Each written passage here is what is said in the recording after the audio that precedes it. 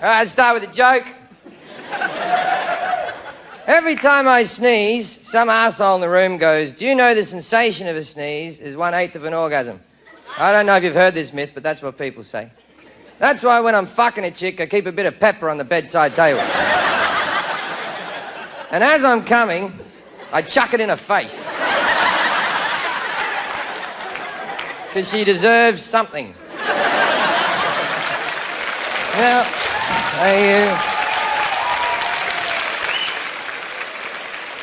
I used to, for a while, date Michael Phelps' ex-girlfriend. And that sounds like a joke, but that's true. I dated Michael Phelps' ex-girlfriend. And I'll tell you something about fucking Michael Phelps' ex-girlfriend. You put no effort in, because no matter how good you think you're fucking her, you're not fucking her as good as the greatest Olympian that's ever lived. This guy's 6'8", has size 20 feet, and holds his breath for a living. Right? A day. You know he's just fucking her and drinking Red Bull and eating chocolate bars. And I'm there coughing cigarette phlegm up on her back.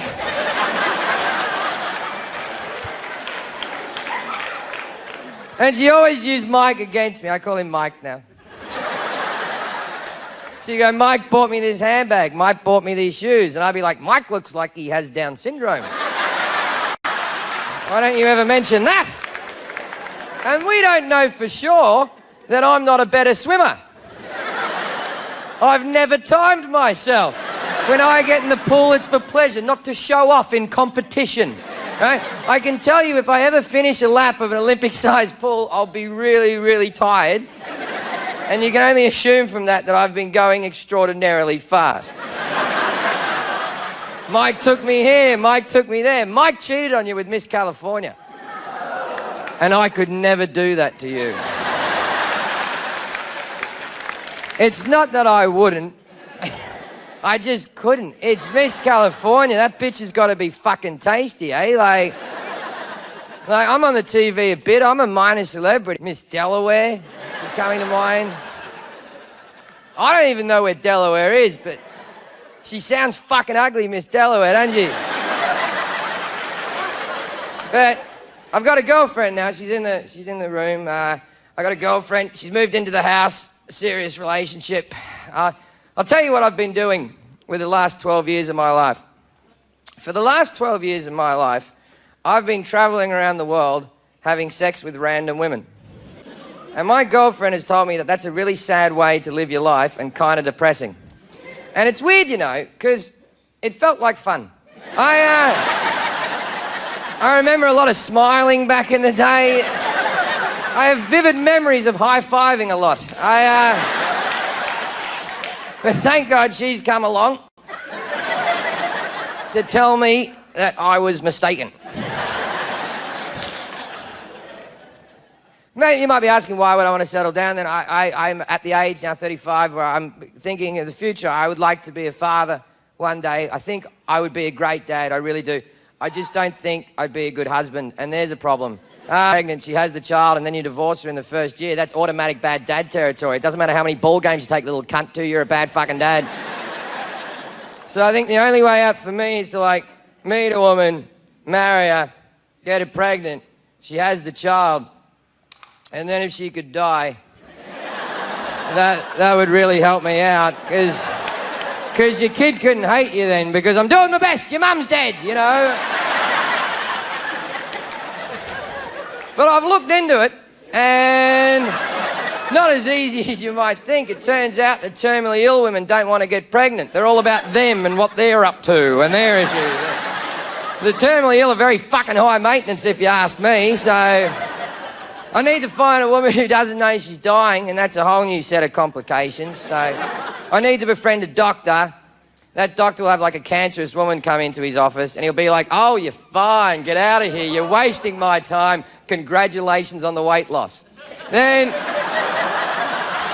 he'll ring me up and go, I've got one, and I'll be like, yay! And then I'll give him a couple of free tickets to a show, we'd call it even. Be charming, I'd get her married, I'd get her pregnant, she'd have the child, and then if she could die, that would get me out of a bind. Like, I don't want her to die during childbirth. I'm not a fucking animal, you know, like Like a few years later, after the kid could walk and talk and wipe its own ass and open the fridge and take care of itself to a certain extent. And I'm thinking I want a daughter. I think that would suit me, to have a little 3-year-old daughter, Eliza. I've already named her. So, picture me, Jim Jefferies, with little Eliza, struggling through life. Hey, just the two of us. The mum's fucking dead. She's long gone. It's just the two of us. I do what I can. I take her on the road with me because I can't leave her with anyone. She's all I've got left. I'm fucking adorable. There isn't a woman in this room that doesn't want to suck that guy's cock. That's about as sexy as I get, with the dead fucking wife raising a little girl. And I would play that card every single day as well. Like, I'd be like in a diner with little Eliza, and as the hot waitress walked by, I'd go, no, mummy's never coming back. Then when the waitress came up, I go, no, nothing for me, thank you so much. But I think someone might like an ice cream sundae. It's her first birthday without her mother. No, it's okay, we're okay. Sometimes, I think she takes care of me.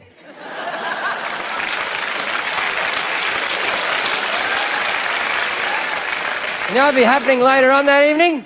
I'd be getting my dick sucked and a free sundae.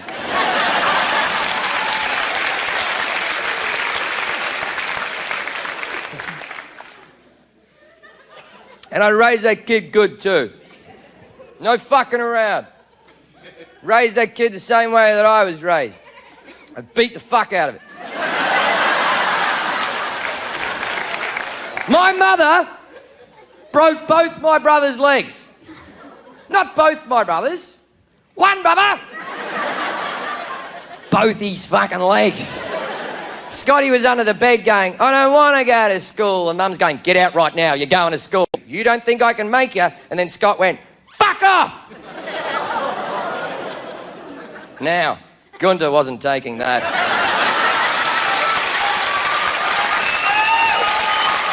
She reached under, grabbed him by the shirt, pulled him backwards, yanked him upwards so his shins shattered against the bed frame and the floor.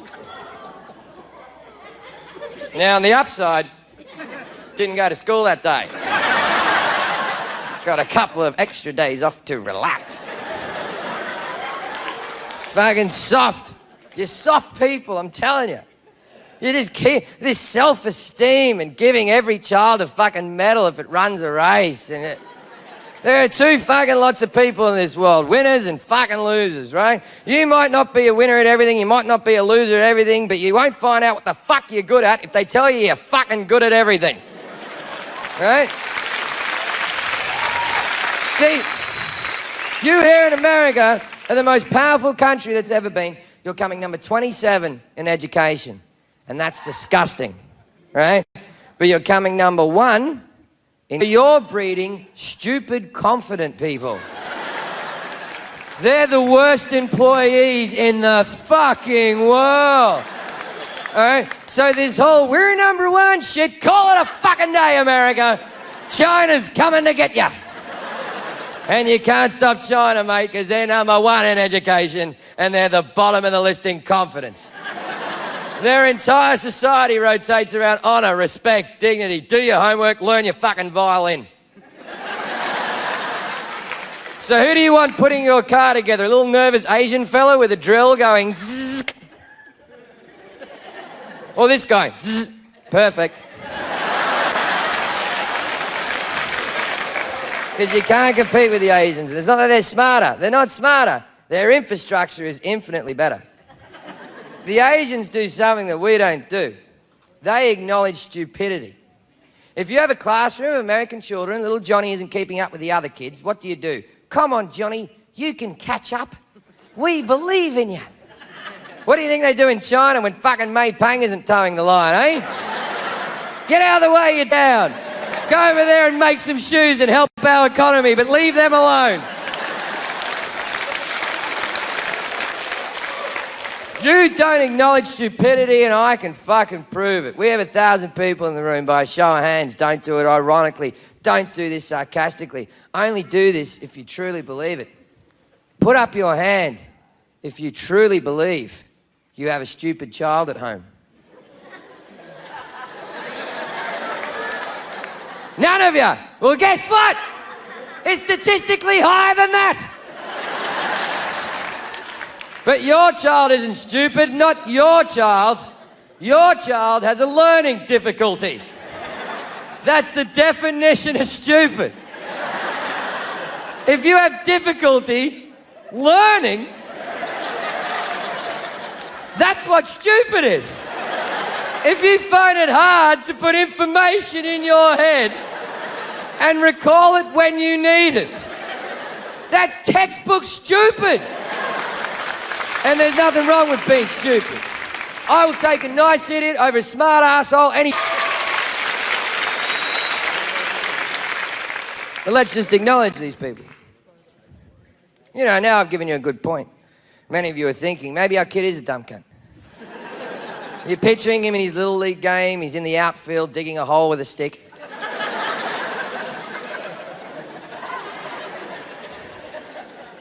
I've told you before in one of my other DVDs, but this is how you find out if your kid's a dumb cunt, right? Are you a dumb cunt? Is your wife or your husband a dumb cunt? Guess what your kids are?